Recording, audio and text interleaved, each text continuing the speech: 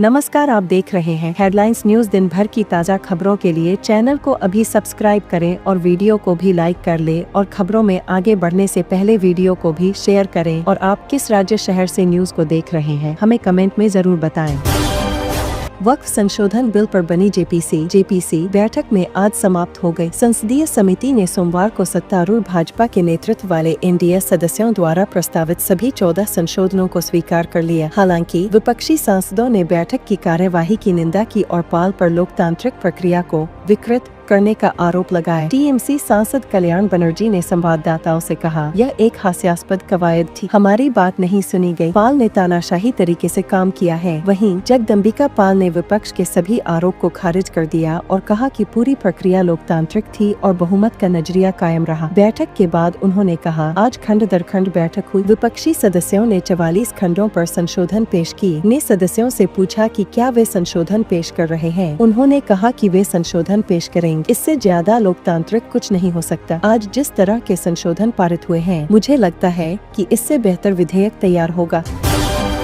Shiv Sena UBT प्रवक्ता आनंद दुबे ने महाकुंभ 2025 को लेकर कांग्रेस नेता हुसैन दलवाई के बयान पर पलटवार किया है। आनंद दुबे ने कांग्रेस नेता से पूछा कि क्या कभी भी उन्होंने इस उत्सव में हिस्सा लिया है या इसे सिर्फ टीवी पर देखते हैं। दरअसल रविवार को दलवाई ने महाकुंभ मेला 2025 की व्यवस्था पर असंतोष जताया था। उन्होंने दावा किया कि बड़ी संख्या में श्रद्धालुओं के ठहरने के लिए बेहतर सुविधा और प्रबंधन की आवश्यकता है। उनके इस पर शिवसेना यूबीटी नेता ने प्रतिक्रिया दी। उन्होंने कहा कि हुसैन दलवाई को कुछ भी कहने से पहले सोचना चाहिए। कांग्रेस नेता हुसैन दलवाई ने बयान पर पलटवार करते हुए शिवसेना यूबीटी नेता आनंद दुबे ने कहा, हुसैन दलवाई कांग्रेस के एक वरिष्ठ नेता हैं। उन्हें कुछ भी बोलने से पहले सोचना चाहिए। हुसैन दलवाई कुंभ के बारे में क्या जानते हैं? क्या वे कभी कुंभ में गए हैं? उन्होंने इसे सिर्फ टीवी में ही देखा है। आनंद दुबे ने कांग्रेस नेता को महाकुंभ का अनुभव लेने का आमंत्रण दिया। उन्होंने कहा, हम उन्हें कुंभ में आमंत्रित करते हैं और पवित्र स्नान कराते हैं। केंद्रीय मंत्री और बीजेपी के फायर ब्रांड नेता गिरिराज सिंह ने बांग्लादेशी मुसलमान और रोहिंग्या की पहचान को लेकर बड़ा दावा किया है। उन्होंने यह भी बताया कि कैसे देश में डेटा को लीक किया जा रहा है। गिरिराज सिंह ने सोमवार 27 जनवरी 2025 को इस संबंध में अपने एक्स अकाउंट से एक वीडियो बयान पोस्ट किया। साथ ही केंद्रीय मंत्री ने बंगाल की मुख्यमंत्री ममता बनर्जी पर भी हमला बोला। गिरिराज सिंह ने कहा, देश के सामने बांग्लादेशी घुसपैठी और रोहिंग्या घुसपैठी दोनों एक बड़ी समस्या बन गए हैं। बंगाल की ममता बनर्जी गेटवे बन गई हैं। वैसे तो 1971 से बांग्लादेशी घुसपैठी आए हैं, लेकिन ममता बनर्जी के समय रोहिंग्या बांग्लादेशी दोनों आए। अब ये देश के अंदर एक ऐसा माहौल बना है जो कट्टरपंथियों की एक जमात बन गई है। कोलंबिया के राष्ट्रपति गुस्तावो पेट्रो ने अमेरिका के राष्ट्रपति डोनाल्ड ट्रंप की तीखी आलोचना की है। उन्होंने कहा है कि अमेरिकी राष्ट्रपति लालच की वजह से मानव प्रजाति को खत्म करने जा रहे हैं। अमेरिका और कोलंबिया अवैध प्रवासियों के मामले को लेकर आमने सामने आ गए हैं। प्रवासियों को निर्वासित करने के लिए बोगोटा आ रहे 2 अमेरिकी सैन्य विमानों को कोलंबिया ने एंट्री की इजाजत नहीं मिली थी। सोशल मीडिया पर कोलंबिया के राष्ट्रपति गुस्तावो पेट्रो ने लिखा, ट्रंप, मुझे वास्तव में अमेरिका की यात्रा करना पसंद नहीं है। यह थोड़ा उबाऊ है, लेकिन मैं स्वीकार करता हूँ कि वहाँ कुछ सराहनीय चीजें हैं। मुझे वाशिंगटन के अश्वेत लोगों के बीच जाना पसंद है। अमेरिका में अश्वेतों और लैटिनों को एक साथ आना चाहिए।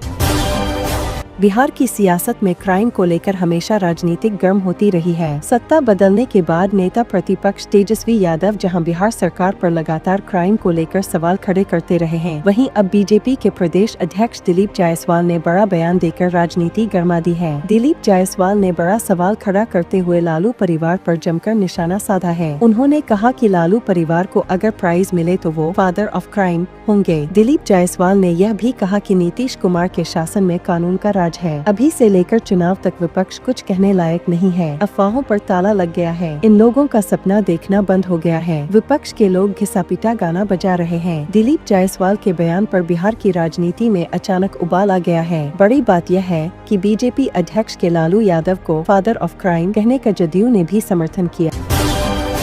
महाराष्ट्र में निकाय चुनावों से पहले एक बार फिर बड़ा खेल होने वाला है। रिपोर्ट के मुताबिक डिप्टी सीएम एकनाथ शिंदे भाजपा के साथ मिलकर ऑपरेशन टाइगर को अंजाम देने की रणनीति बना रहे हैं। इसमें उनको बड़ी सफलता भी मिलती दिख रही है। इस कारण राज्य की राजनीति में खलबली मच गई है। इस ऑपरेशन के तहत शिवसेना ठाकरे गुट के 6 सांसद और कुछ विधायक शिंदे गुट में शामिल होने वाले हैं। इस बीच इसकी शुरुआत भी होती दिख रही है। चर्चा है कि धाराशिव से सांसद उमराजे निम्बालकर शिंदे गुट की ओर जा रहे हैं। ये चर्चाएं धाराशिव में हुई जिला योजना समिति की बैठक के बाद उठी हैं। एक ओर जहां शिंदे के ऑपरेशन टाइगर की चर्चा चल रही है, वहीं दूसरी ओर खुद सांसद उमराजे निम्बालकर ने अपनी स्थिति स्पष्ट कर दी है।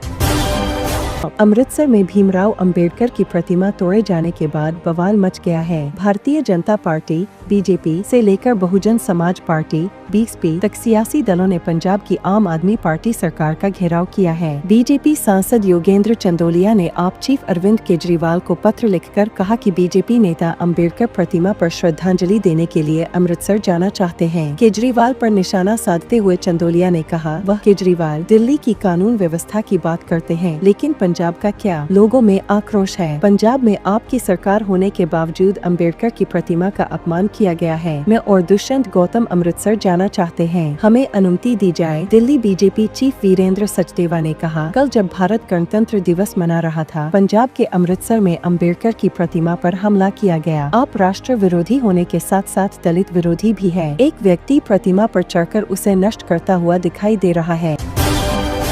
मध्य प्रदेश परिवहन विभाग पटो के पूर्व सिपाही सौरभ शर्मा ने भोपाल में कोर्ट में सरेंडर कर दिया है। कोर्ट ने सौरभ की केस डायरी मंगवाई है। केस डायरी आने के बाद अदालत मंगलवार को मामले की सुनवाई करेगी। आयकर विभाग, एटी, प्रवर्तन निदेशालय, एड और एमपी लोकायुक्त की छापेमारी के बाद से सौरभ फरार चल रहा था। सोमवार को कोर्ट में पेश होने के बाद उसने सरेंडर किया है। बीते 18 दिसंबर को परिवहन विभाग के पूर्व सिपाही सौरभ के भोपाल अरेरा कॉलोनी स्थित ठिकानों पर लोकायुक्त पुलिस ने छापा मारा था। इस कार्रवाई में सौरभ शर्मा के पास करोड़ों की संपत्ति मिली। साथ ही उनके दोस्त चेतन सिंह गौर की कार से सोना भी बरामद हुआ था।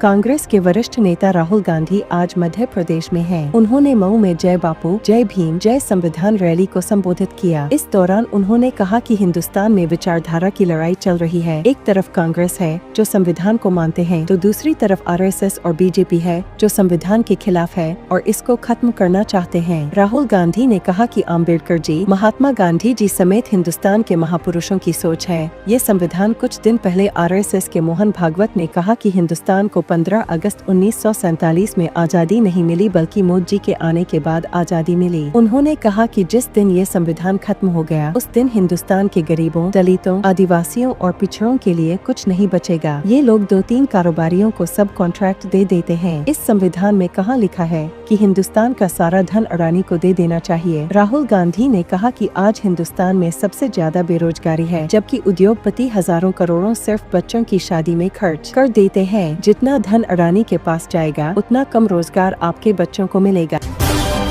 पिछले 1 साल से जेडीयू के अंदर बिहार के सीएम नीतीश कुमार के पुत्र निशांत कुमार के एंट्री की चर्चा चल रही है। पार्टी के अंदर काफी दिनों से निशांत कुमार को शामिल करने और नहीं करने को लेकर माथापच्ची चलती रही है। कार्यकर्ता निशांत कुमार को लाने की डिमांड करते रहे हैं तो वरिष्ठ नेता इसे खारिज करते रहे हैं। इस बीच 8 जनवरी को 48 वर्षीय निशांत, जो अब तक पर्दे के पीछे रहे हैं, अपने पिता के साथ उनके गृह नगर बख्तियारपुर गए थे, जहाँ स्वतंत्रता सेनानियों की मूर्तियों का अनावरण किया गया। इस कार्यक्रम के दौरान अपने पिता से कुछ कदम की दूरी पर खड़े होकर उन्होंने पत्रकारों से कहा, अगर संभव हो तो जेडीयू और मेरे पिता को वोट दें और उन्हें फिर से वापस लाएं। निशांत कुमार का यह बोलना ही जेडीयू में उनकी एंट्री का आधार माना जा रहा है। पर सवाल उठता है कि बिहार विधानसभा चुनावों से पहले क्या वास्तव में निशांत कुमार आ रहे हैं? जेडीयू और नीतीश कुमार, जो वंशवाद की राजनीति के घोर विरोधी रहे हैं, अचानक अपने सिद्धांतों के खिलाफ क्या निशांत कुमार को सक्रिय राजनीति में लाएंगे?